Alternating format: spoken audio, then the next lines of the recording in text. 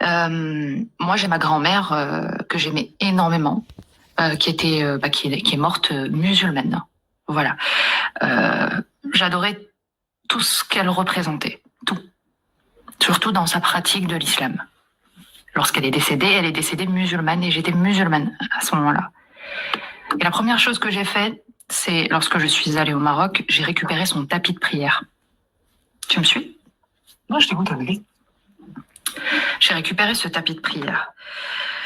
Et une fois que j'ai apostasié, quelques années après, quand j'étais musulmane, je l'associais encore avec l'islam. Oh, c'était une femme vertueuse, obéissante, voilà, qui faisait le bien, qui a tellement souffert également, qui a subi l'islam. Et voilà, je la voyais, mais avec un regard d'admiration, comme une femme qui se sacrifiait.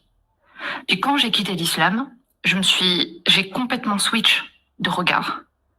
Et en fait, je me suis rendu compte que, non, en fait, elle a souffert, elle a galéré, elle a subi l'islam, elle a vécu ce que moi, lorsque j'étais musulmane, je pensais comme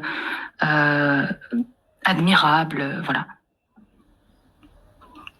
J'ai choisi, une fois avoir quitté l'islam, et surtout avec objectivité, je ne pouvais plus l'associer avec l'islam.